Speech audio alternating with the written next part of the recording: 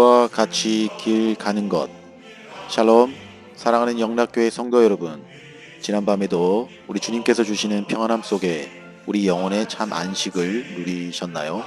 오늘은 2023년 4월 26일 수요일 아침입니다. 오늘도 주님이 허락하신 귀한 말씀으로 하루를 여는 아침 경건의 시간을 통해 여러분의 삶 가운데서 하나님의 말씀을 읽고 또 늘 묵상하시면서 주님이 베푸시는 은혜와 인도하심을 매 순간 경험하고 증거하며 살아가시는 귀하고 복된 성도님들의 삶이 되시길 우리 주님의 이름으로 축원합니다. 오늘 이 아침에 함께 부르실 찬송은 찬송가 382장 너 근심 걱정 말아라 입니다. 함께 찬송하시겠습니다.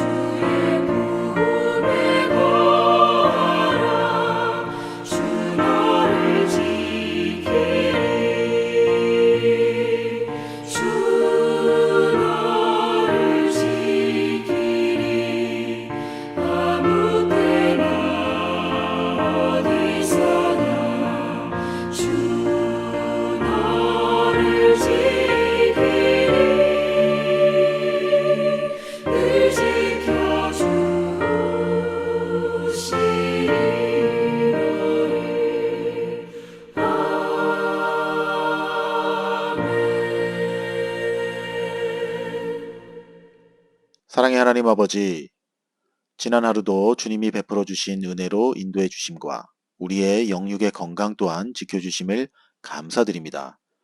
오늘도 우리에게 당신의 귀한 말씀을 통해 하나님과 세상을 바라보는 영적 안목이 열리게 하시고 그 진리의 말씀을 깨닫고 교회와 이웃을 섬기는 귀한 은혜를 허락하여 주시옵소서. 또한 이 말씀을 통해 우리의 신앙을 말씀 위에 건강하게 세우게 하시며 어그러져가는 이 시대 속에서 영적 분별력을 가지고 살아가는 믿음의 성도들이 다 될 수 있도록 인도하여 주시옵소서. 더불어 말씀 앞에 회개하고 겸손과 순종을 배워가는 하루가 되도록 인도하여 주시며 오늘도 우리 영육의 삶 가운데 주님의 진리의 빛을 비춰주시고 은혜의 삶으로 이끄시어 부활의 주님을 항상 기뻐하고 찬양하며 살아가는 우리들의 인생이 되도록 인도하여 주실 줄 믿사오며 귀하신 우리 구주 예수 그리스도 이름으로 기도드립니다. 아멘. 오늘 우리에게 주신 묵상 본문을 함께 봉독하겠습니다. 오늘 본문은 어제 이어서 민수기 18장 21절로 32절 말씀입니다. 함께 봉독하겠습니다. 내가 이스라엘의 11조를 레위 자손에게 기업으로 다 주어서 그들이 하는 일 곧 회막에서 하는 일을 감나니 이후로는 이스라엘 자손이 회막에 가까이 하지 말 것이라 죄값으로 죽을까 하노라. 그러나 레위인은 회막에서 봉사하며 자기들의 죄를 담당할 것이요 이스라엘 자손 중에는 기업이 없을 것이니 이는 너희 대대의 영원한 율례라. 24절 이스라엘 자손이 여호와께 거제로 드리는 11조를 레위인에게 기업으로 주었으므로 내가 그들에 대하여 말하기를 이스라엘 자손 중에 기업이 없을 것이라 하였노라. 여호와께서 모세에게 말씀하여 이르시되 너는 레위인에게 말하여 그에게 이르라. 내가 이스라엘 자손에게 받아 너희에게 기업으로 준 11조를 너희가 그들에게서 받을 때에 그 11조의 11조를 거제로 여호와께 드릴 것이라.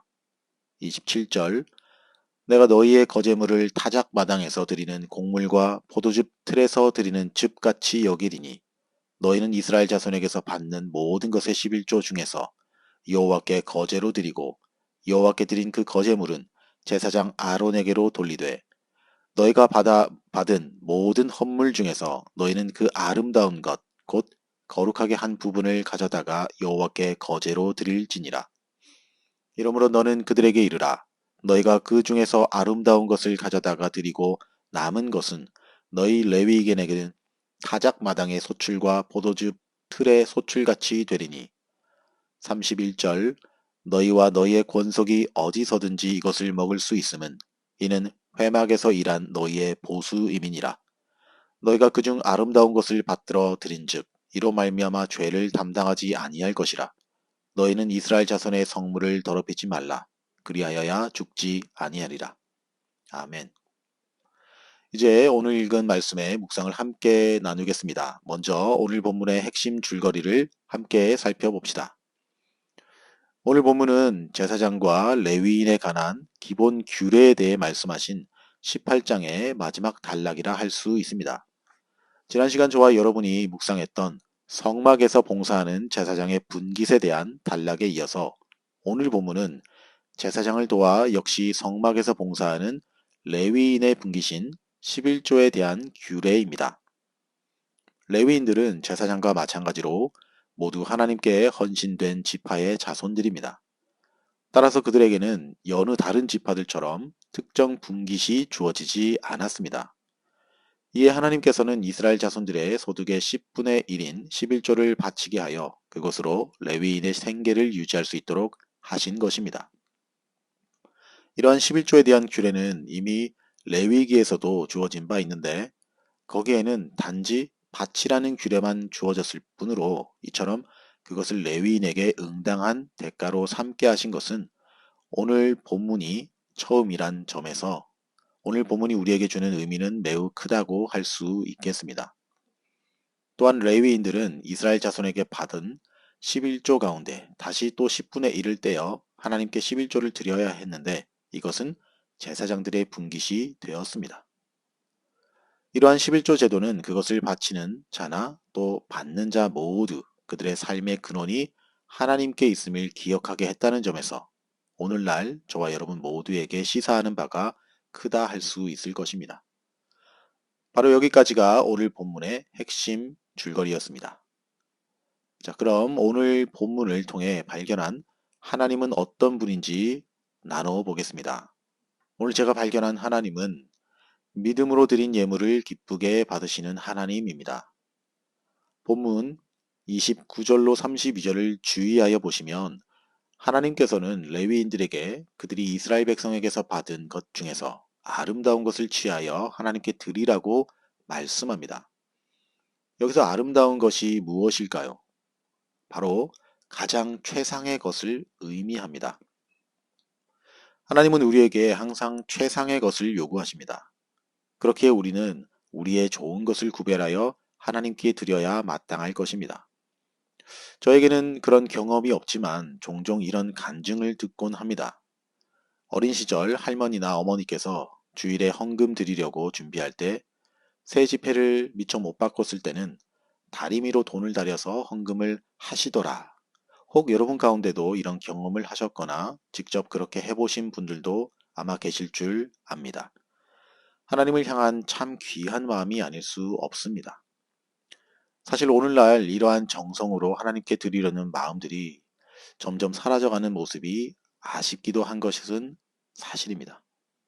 그런데 한편으로 아름다운 것이 반드시 좋은 것만을 의미하지는 않습니다. 거기에는 보다 깊은 의미가 담겨 있습니다. 가인과 아벨의 사건은 오늘날 우리에게 무엇이 하나님 보실 때 진짜 아름다운 것인지 깨닫게 해줍니다. 가인과 아벨은 똑같이 하나님께 예물을 드렸습니다. 모르긴 해도 두 사람 모두 자신들이 가진 것 중에 최상의 것으로 하나님께 드렸을 것입니다. 그러나 아벨의 예물은 연납이 되고 가인의 예물은 그렇지 못했습니다. 그 이유가 무엇이었을까요?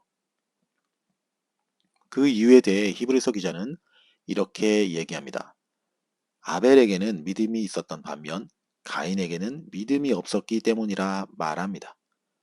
이런 관점에서 본다면 하나님께서 가장 기뻐하시고 진정으로 기뻐하시는 아름다운 예물은 예물의 많고 적음, 예물의 가치가 아닌 그것에 얼마만큼의 하나님을 향한 진실한 믿음이 담긴 예물이냐란 사실을 알 수 있습니다. 다시 말하면 하나님께서 받으시는 것은 우리가 드리는 예물, 헌금의 실체가 아니라 그것의 가치가 아니라 그것을 통해 드려지는 우리의 믿음, 우리의 정성, 우리의 마음이라는 사실입니다.